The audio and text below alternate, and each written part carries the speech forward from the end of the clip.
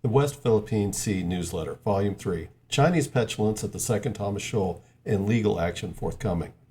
The week was an eventful one in the ongoing disputes in the West Philippine Sea between the Philippines and the People's Republic of China. Two of the events in this week's report involve activities in the Second Thomas Shoal as China continues illegal activities in the internationally recognized Filipino Exclusive Economic Zone, or EEZ. The other event is a confirmation that the Philippines will pursue legal action against China for illegal activities in the West Philippine Sea that damage the environment. China is putting pressure on the Philippines in this dispute, but the Philippine government's strategy to challenge China's illegal claims appears to be moving in the directions that the Philippines were envisioning.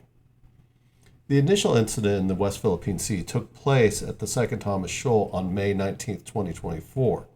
This involved missions to the grounded Philippine Navy ship, the BRP Sierra Madre. The Philippines intentionally grounded the Sierra Madre to strengthen their claim in the West Philippine Sea and deter Chinese encroachment into their EEZ. The Philippines maintain a constant marine outpost on the ship, which necessitates occasional resupply and garrison rotation. The Chinese Coast Guard and maritime militia have consistently attempted to prevent the Philippine resupply missions to the Sierra Madre. The Philippines typically use boats to resupply the Sierra Madre, but the 19th they attempted an airdrop from a Philippine Navy aircraft to avoid the Chinese ships. The Chinese Coast Guard deployed 4 rubber motorized boats and seized some of the supplies meant for the Philippine Marine contingent. The Chinese personnel in rubber boats were observed breaking into and dumping the supplies in the ocean, and they were also caught taking the supplies back to their Coast Guard ships. In the West Philippine Sea, China is not acting like a confident power in its position and strategy. According to the Chinese state media, the maritime militia and Coast Guard witnessed at least 2 Philippine Marines pointing guns at the Chinese crews that were seizing Philippine provisions. The Philippine Armed Forces denied the Chinese claim, stating that their troops were acting within the rules of engagement and did not point their weapons at the Chinese personnel. The Philippines Armed Forces did add that the Marines did have to increase their vigilance and to be on guard as foreign vessels were violating safe distance protocols and required the Marines to be on on-guard orientation.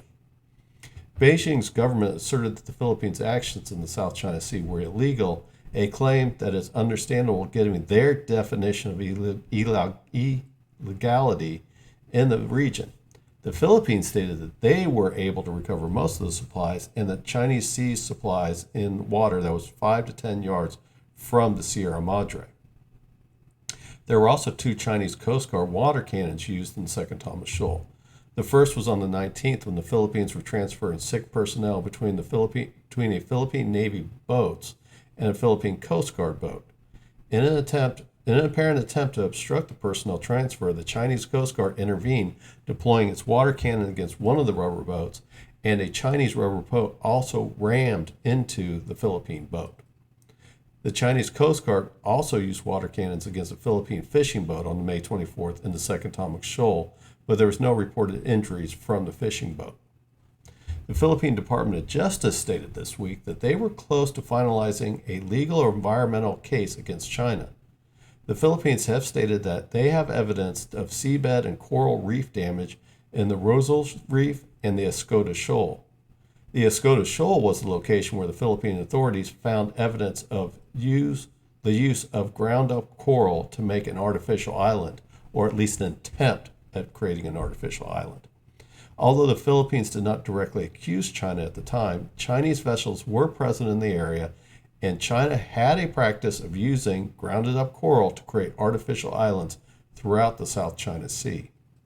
The Philippines has not specified the venue where they will file the lawsuit against China, but most likely venue would be the Permanent Court of Arbitration in The Hague.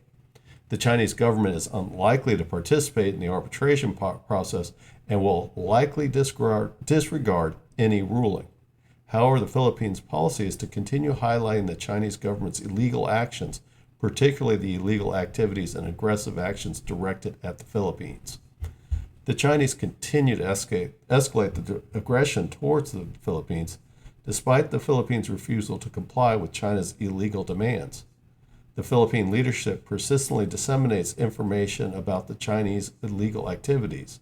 This includes broadcasting China's actions to the world media, raising the issue on an international stage, such as the Shangri-La Dialogue in Singapore, where President Ferdinand Marcos Jr.